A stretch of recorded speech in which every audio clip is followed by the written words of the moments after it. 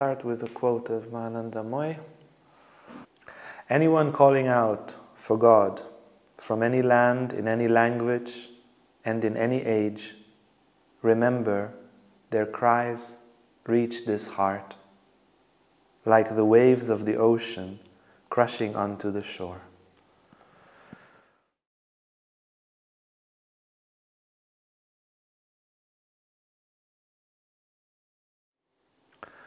Some people can feel their chi, their prana.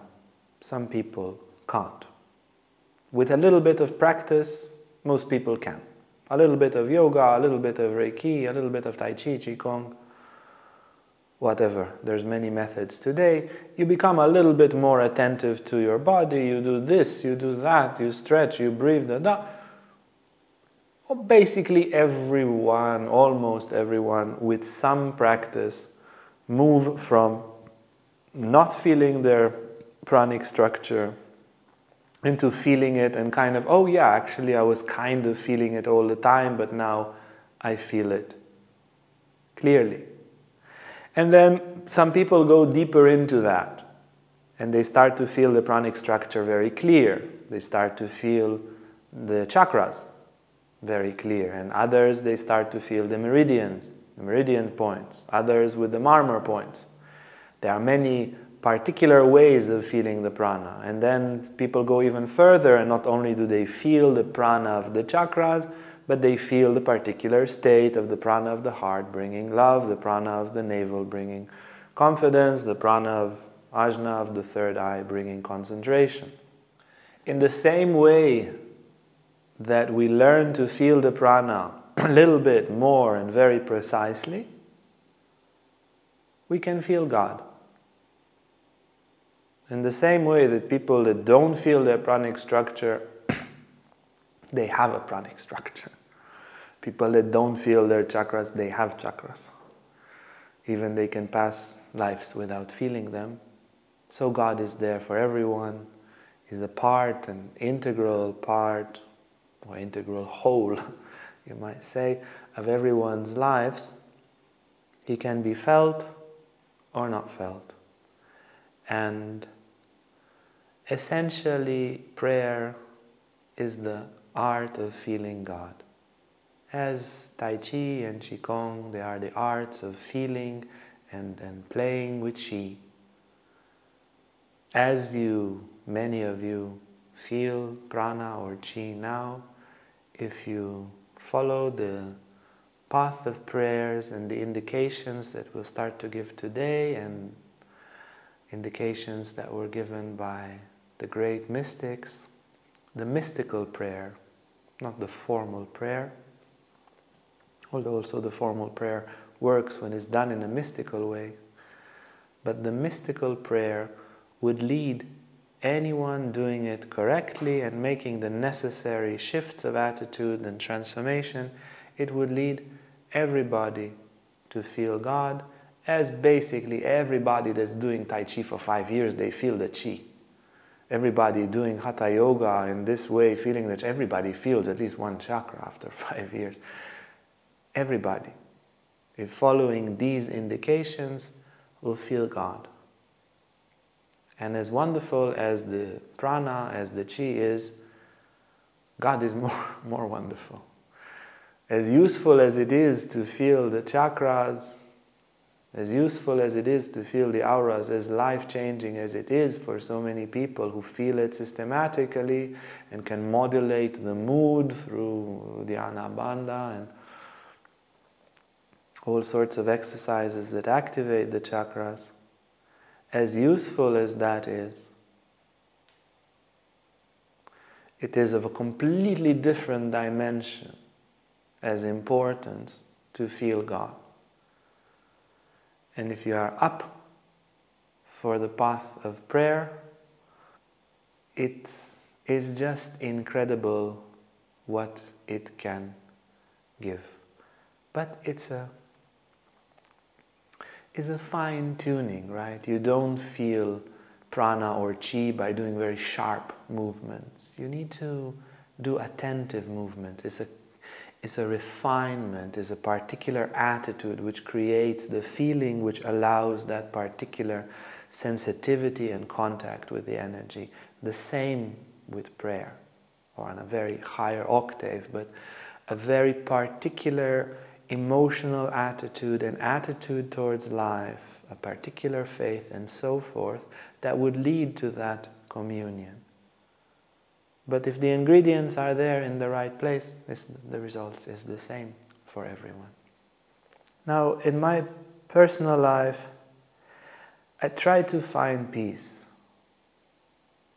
from a very young age. I remember my attempts already when I was very small to find peace, like really as a small child, and to find happiness.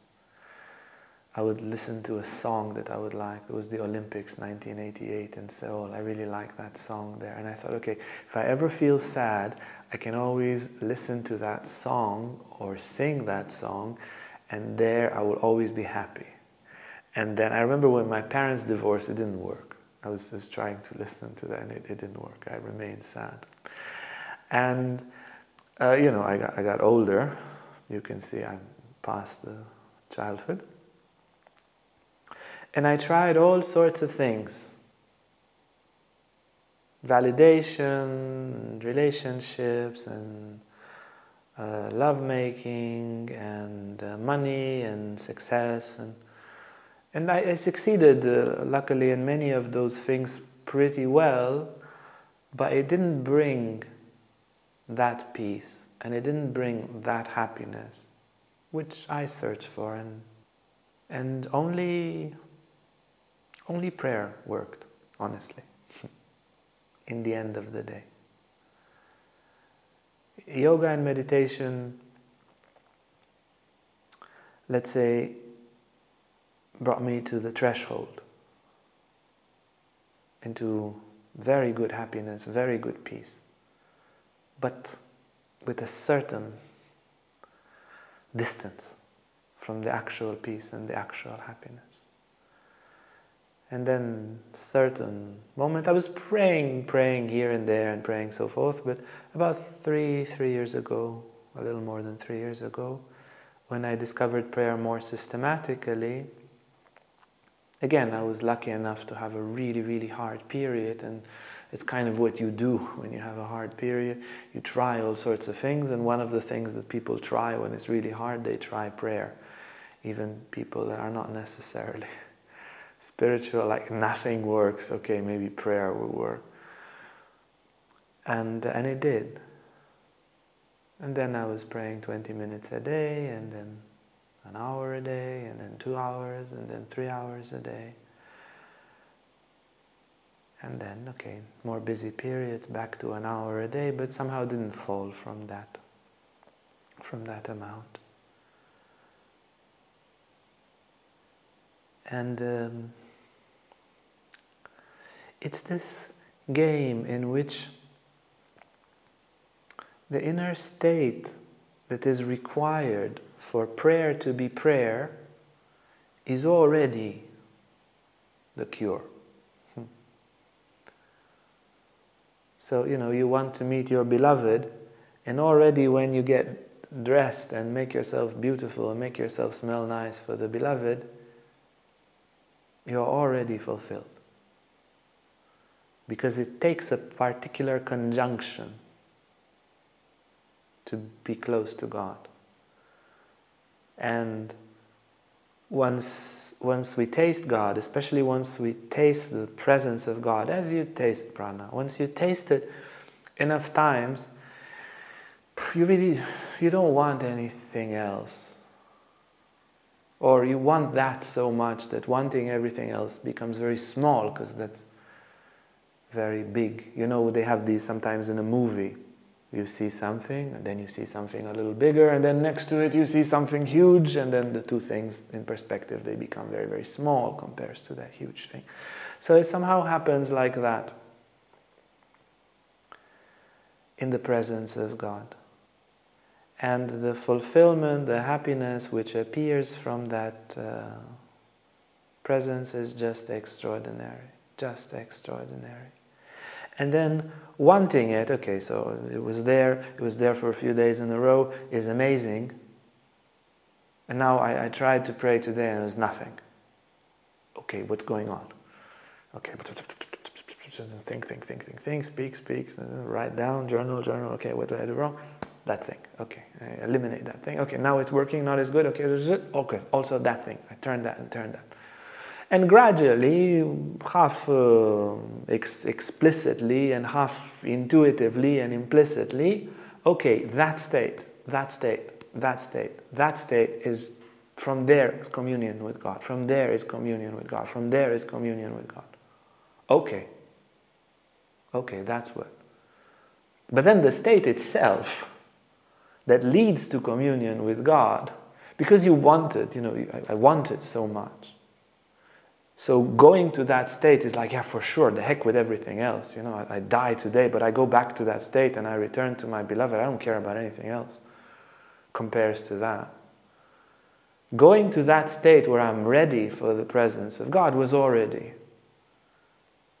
is already healing emotionally, energetically, almost everything. Just from the longing. Just really, really wanting it, and then putting the conjunction, putting that particular openness to God. So we'll speak today about how to find that peace and how to find that happiness. There's a kind of not clicking into lasting peace and happiness, and yet we have that wish. And the universe is not cruel. It put that wish there for lasting peace, for lasting happiness. Nobody wants to be a little bit peaceful and then agitated for 6 months and then again a little bit peaceful. You want to have peace. You want to be happy in a stable way, profound way. But it seems that whenever our peace and our happiness is leaning on something as a crutch, the crutch breaks. Everything. Relationship, money, validation, worldly success, health, youth, whatever the fame, whatever the crutch is, it breaks. And the happiness collapses with it. And the only way is, for the piece of the puzzle to be at peace, it needs to be in the right place in the puzzle. The piece needs to be in the right place in the whole. It needs to return and reintegrate fully in the whole, and then it's at peace. The piece of the part is when is there in the right place in the whole, but the whole is dynamic. So the piece needs to be dynamic as well. As the body is dynamic, the cell needs to have a dynamism to reflect the dynamism of the body. And the way to find that is the entire spiritual path, and it's challenging. People say it's too challenging. Yeah, but it's the only thing. What else? Did you ever see anyone? Did you ever read or hear of anyone to attain real peace and real lasting happiness not through a spiritual path? One person? I don't. I've read a lot of biographies, met a lot of people all over the world. Nobody. But people that did practice spirituality seriously, they did find lasting peace and lasting happiness to the degrees up to the perfection. Look at all the pictures of Ramana Maharishi. Not a drop of agitation in his eyes, ever. Total peace. Total peace all day, every day. Total peace and total happiness. But even if we don't get that far, if you look at his disciples, you look at Ganapati Muni, or you look at people that really progressed on the spiritual path, even not to perfection, you already see a lot of peace and a lot of happiness. And yes, the path is challenging, but also, yes, there is nothing else that gives that lasting peace or happiness. There's just nothing. There is temporary peace and happiness through crutches, which, okay, maybe you need it for a while now, but it's that's just going to be for a while and then it's gone. So this is the configuration. Yeah, if you look at the lives of saints, from Teresa of Avila to Saint Anthony of Padua, Ramakrishna, and the writings of Rumi and Kabir, if you see the configuration of the human being that they indicate and that they were, and how they went through their struggles and found God in prayer, it was through this configuration. And everyone that will pray in this way and have that configuration will have the same results, like people feel their prana. So first is devotion and love, then faith, transfiguration, authenticity, detachment, a real contact with our emotions, awareness to the effects of the prayer, the openness to be transformed by grace, focus, and self-giving to God, which has in it a humility. Yeah, there's not put in a hierarchical, it's not a hierarchy. These are 10 qualities. There are also others, but for the sake of this discussion, we'll take these 10. So first and foremost, and it's there in the beginning because it is the catalyzer, this is the beginning of the process, is the devotion and the longing. You see, everyone has it deep inside.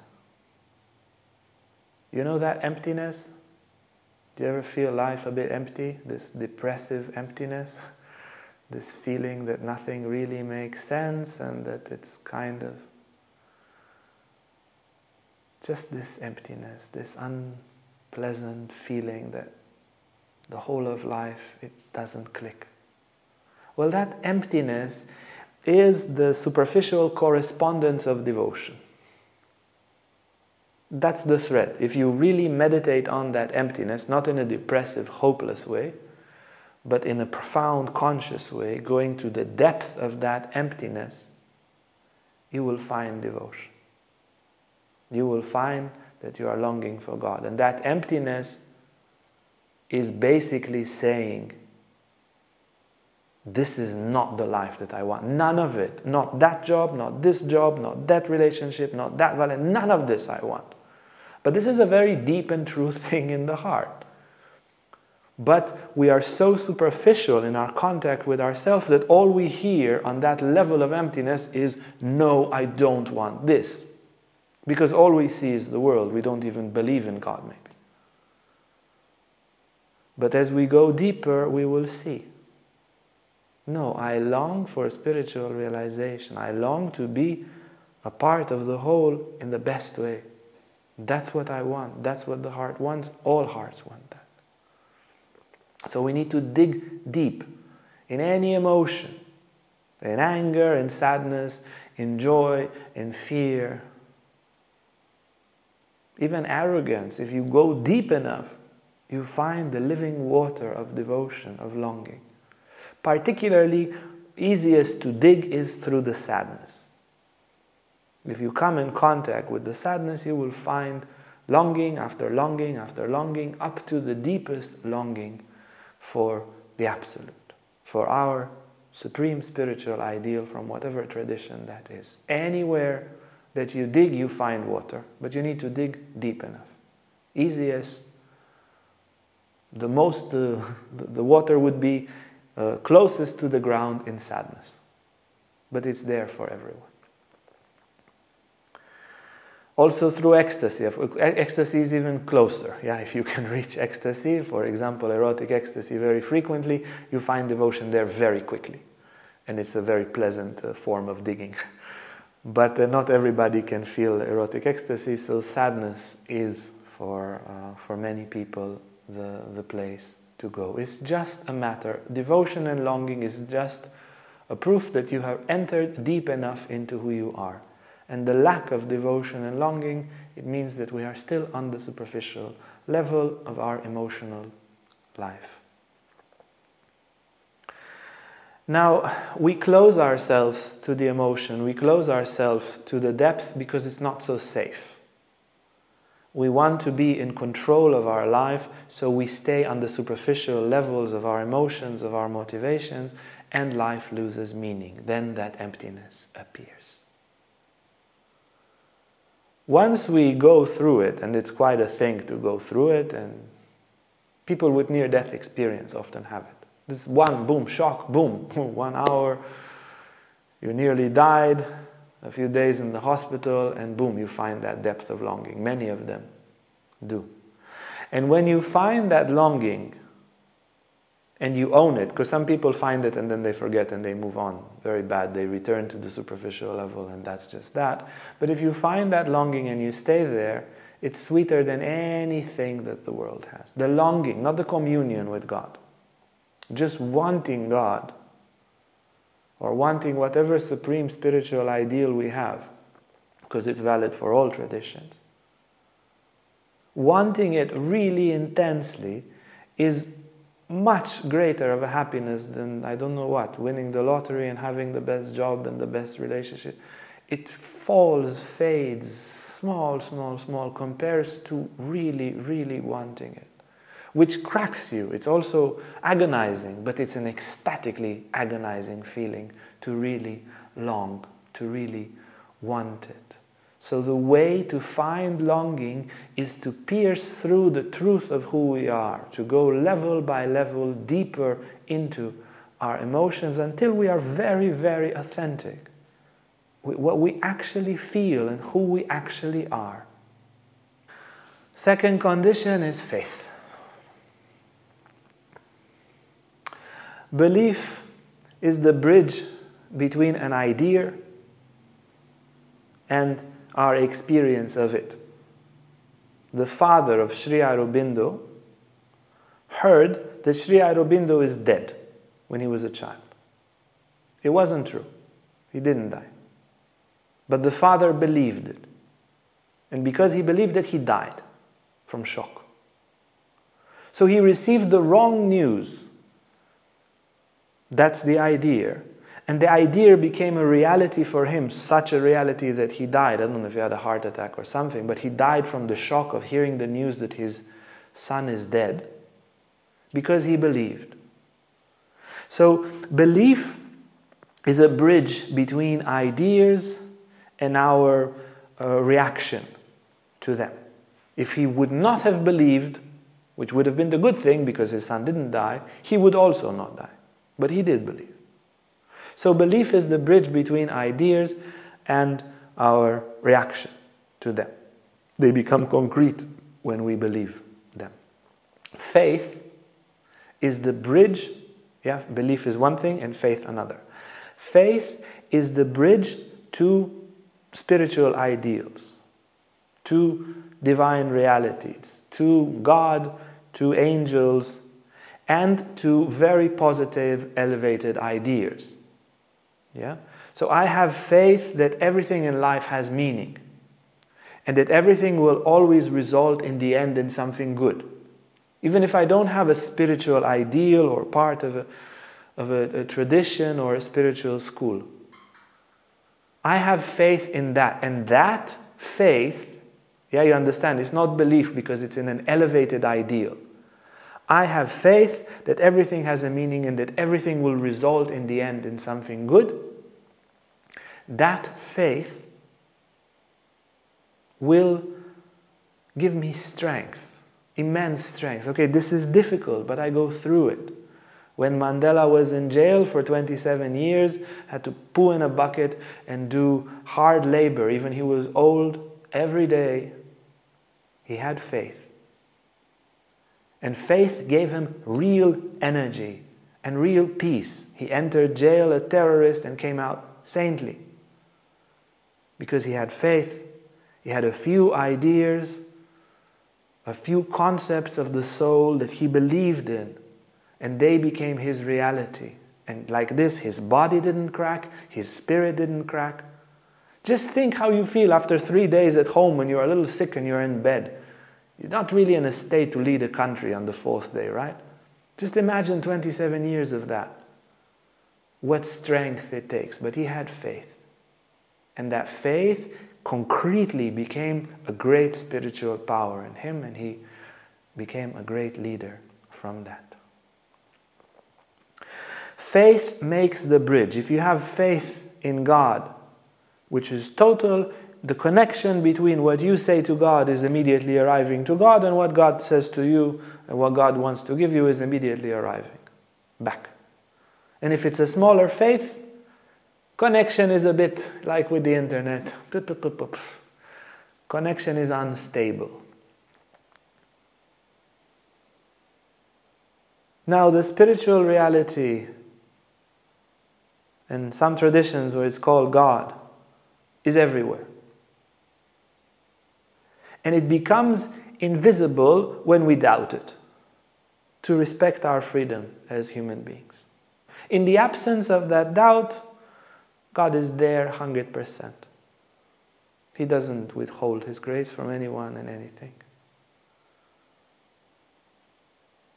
But in the presence of doubt, we say, I want to stay in this shell.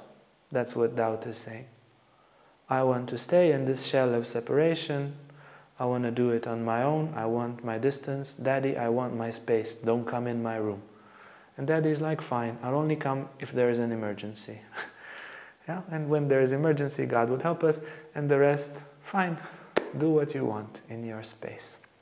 That space of egoism, the space of selfishness, is formed first of all through that doubt. This is our cocoon. This is our shell. Total faith is enough. Nothing else is required on the spiritual fast. You don't need energy, you don't need chakras, you don't need nothing. Total faith is enough. If you have total faith, that's the goal of spirituality. If you have total faith, that's it. It's done. But it's also the growth in faith is the spiritual path. How to grow in faith? Pray for faith. You have 5% faith, you invest that 5% faith to get more faith. Take it from a Jew, that's what you do. You have little and then you multiply it. And you can meditate with the godly attribute of godly faith. I was doing it for a month on end. It creates faith, just without a doubt. In the moment you feel ecstatic, and then throughout the day you feel faith. The other thing to do is to doubt the doubt. Why should I think that God is not here now with me? Well, because most people think like that. Really. And most people thought the earth was flat. Was it flat? Advertising a few generations ago said this cigarette, most doctors smoke that one. It's the most healthy cigarette. What is now? That's it? Human society owns the truth? Because society is now passing a little bit of a teenager, rebellious, doubtful, atheistic mode for the past couple of centuries. Now I need to follow that. Look at them. In their clubs and in their porn addiction. That's your authority for truth. Oh, but the scientists say it. And what do the scientists do when they go home? They watch cartoon and porn. That's your authority for truth. What do they explore about God? What do they know? They explore a little piece and they say it's not there. They explore another piece, they say it's not there. We searched all the pieces and we found that there's no hole. You searched a few and of course you didn't find the hole because you searched for the piece. So it's very important to doubt the doubt, to contemplate the big questions. How come there is a universe and not nothing? Because it's also possible that there'll be nothing, right? But there is. Where did it come from? Sure, there's a lot in evolution, but where did the first cell come from? They say a lightning hit the water and then a cell composed of perfectly arranged billions of molecules appeared. What's more complicated, one cell or a Samsung phone?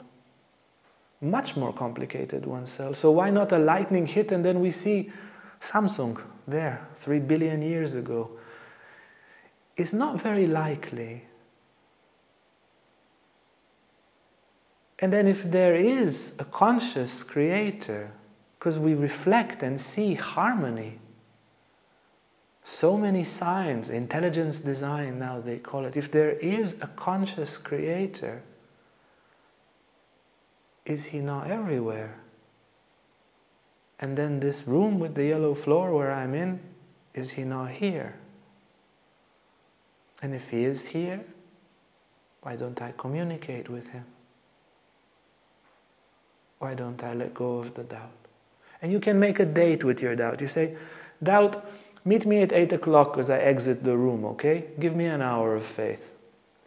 What would happen? Leave me for an hour. What would happen? You see something shivers inside when you think about letting go of the doubts. That's the ego. That's the ego. As it's afraid of love, it's afraid of faith. My God, everything you ever want, you can attain with faith. Everything, including everything you don't even dare wanting, but you want. Everything through faith. Have an hour a day of break from doubts, and then doubt 23 hours. And you'll see that hour will naturally conquer the rest of your life. But just try for an hour to have absolute faith in God. Forget your doubts. Just for an hour. You see what happens. As you forget your fear of intimacy and let yourself love for an hour. Let yourself love God with faith for an hour. The biographies, the scriptures, when you see the lives of saints, Teresa of Avila, Ramakrishna, Kabir, Rumi, Prophet Elijah, you read their lives, you feel their spirit, no, Anandamoy, Sri Aurobindo. And it's possible. Sure, they went through some difficulties and challenges, but you know, one of Aurobindo's students said, oh, it looks to me so hard. Aurobindo looked at him and he said, with 10% of your strength you attain it. 10% of your strength you invest and you become like me. That's all. Yeah, it's challenging. You had to earn it. Earn it. It's not that difficult. Transfiguration. So as we pray there, we have love, we have devotion, we have faith, and we have transfiguration. We see transfigure, we see beyond the form. Yeah? As somebody comes to you and gives you a fake smile and says, I am so happy to see you. And you see beyond the form, they're absolutely not happy to see you. Yeah? Transfiguration is not imagination, is uncovering the masks of reality. This room appears to the human mind, and our perception since we were babies, we're trained by our society to see this as something not sacred. This room where you pray in, well, it is. To see this body as something not sacred, well, it is. Look deep enough. And then you can imagine a bit to create this fervor of transfiguration. If God was here, okay, I have some devotion and I have some faith. Yeah, there's God and I love God. I feel it to this intensity, not more, not less. Okay, that's where I am. But if there is a God and He would appear to me now as light, as whatever, I believe in Krishna and Christ. He would appear in front of me now. Do you think Sundar Singh knew that God would appear to him in that night? He wasn't sure, but then he did. You think St. Paul knew that Christ would appear? He was just going to Damascus to beat up the Christians. He didn't know 5 minutes before that it would happen, and so will you not know. And if it would appear, either as light or as a divine being, how would you feel? How would you actually feel? You know, you'd probably freak out a bit, right? Maybe faint. You feel awe, you feel shaken, you feel love, you start crying. You feel very transformed in a moment. All the view of life is like, well, everything I knew about life has just completely been shattered now. That shiver, that's the place to pray from. Because then you believe you are in front of God. And then you have faith that you are in front of God because you are shivering, you're crying, you're broken.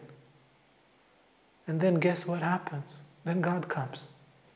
Because you have the right configuration.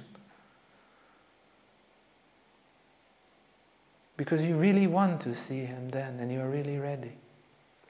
So the Transfiguration creates the intense, correct attitude. And that intense, correct attitude attracts grace. And that will help the Transfiguration. When grace appears, you're like, okay, yeah, no, it's actually happening. I don't see anything, but I feel this presence all over, and it's amazing, it's embracing me. And then you transfigure even more, and then the spiral ascends in this way.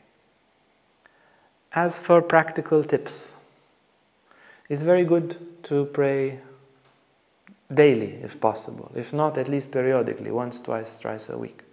It's good to take enough time, maybe 20 minutes as minimum. It's good to kneel. And as for kneeling, you can lean with your elbows on a chair or something. And you can, put one leg down, one leg up.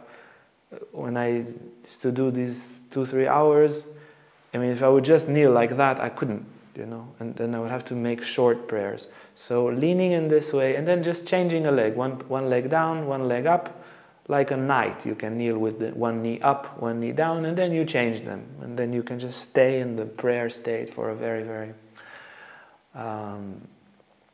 long time.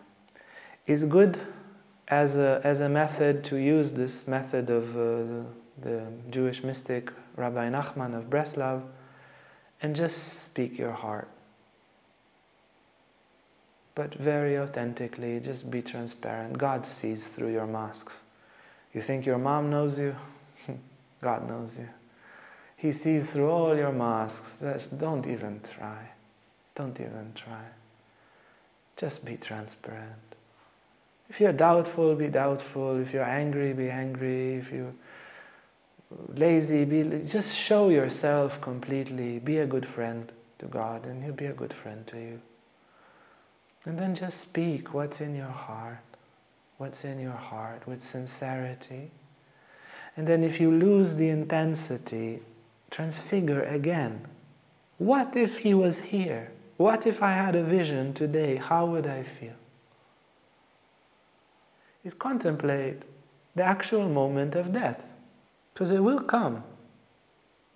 God is here and will be there. There's one friend that will walk us through it, for sure. And death takes away the banality of the day-to-day life, and it's important to cast away that banality. Because you wouldn't be banal if you had a vision of God. All the banality would be gone, and a tremendous awe would appear. A tremendous freshness of life. Well, contemplate the moment of death and the certainty and the inevitability.